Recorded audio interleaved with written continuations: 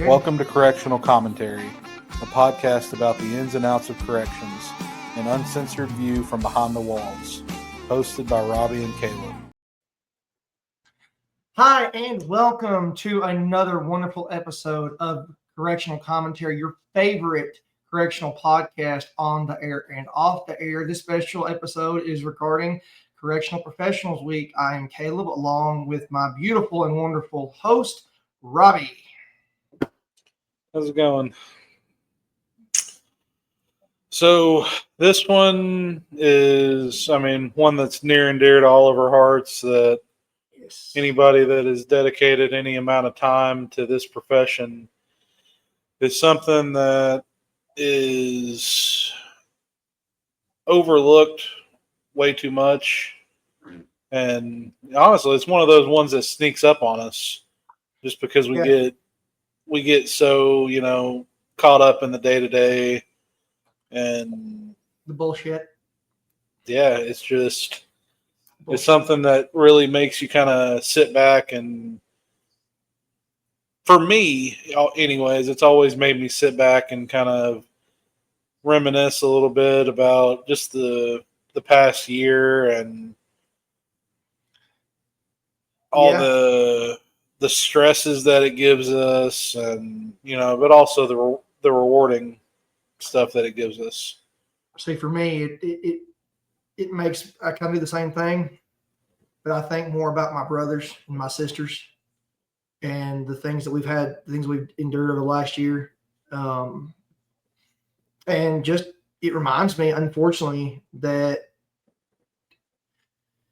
how behind the scenes we really are. I used to say that correctional officers were the unsung heroes of law enforcement. Nobody sees us, nobody hears from us unless something bad. And that, brings you back to the original point we started this whole thing, was to help combat that. So this is really, really, really near and dear to my heart. Like Robbie said, anybody that's been in this profession, that's done any time behind the wall or walls in general, this is kind of our Christmas, I guess, if you will, or season to remember in general. Yeah. So.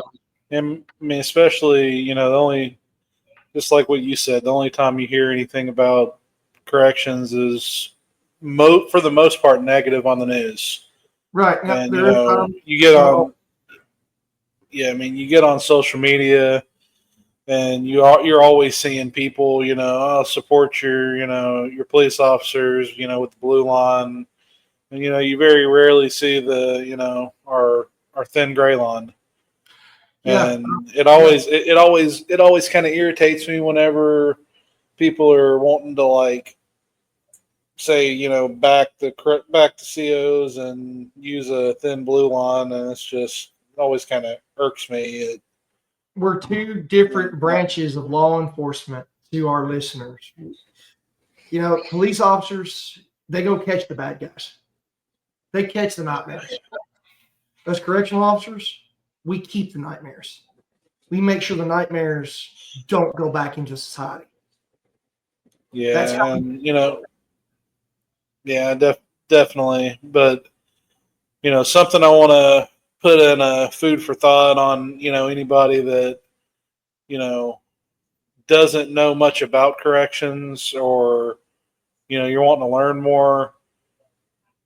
If you get a chance and anybody that works in a prison or in a jail, just tell them thank you, because the amount of emotional toll that it takes on us it's a tremendously high cost.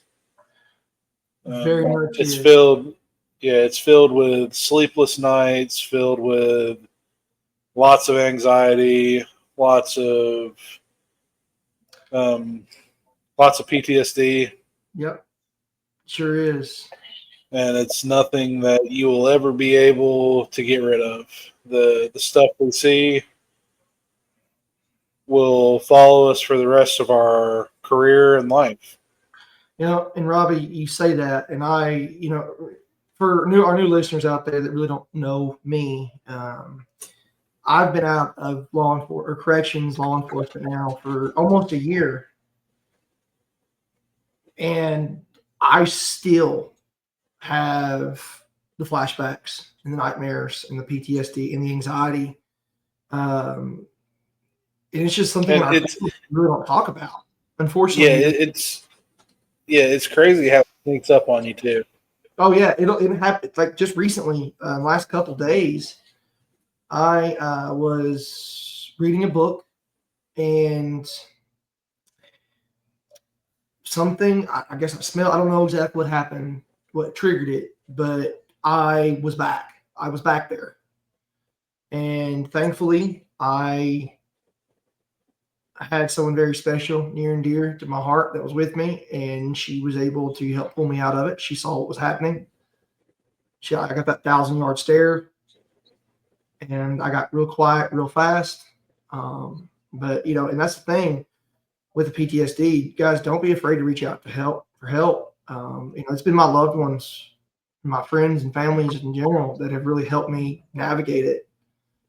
And unfortunately, we have the stigma against it, especially those COs, because nobody wants to hear from us. Nobody wants to see us. So Yeah, so I mean it's another prime example of something that you really want to make a difference and show us that you appreciate us. mm-hmm. Reach out to that family member or friend that works in a prison and just make sure they're okay. Yeah, Let them know that you're thinking of them.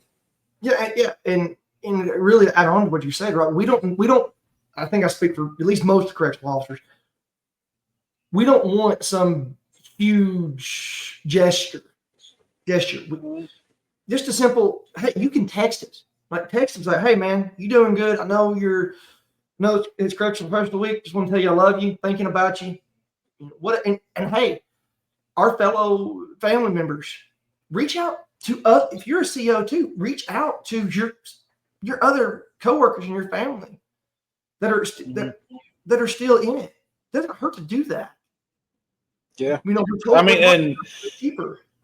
well, and I think it's like with the whole family stuff. Like me, I don't post anything about it on my Yeah. social media. I don't even post anything that I work in corrections on my social media. Mm-hmm.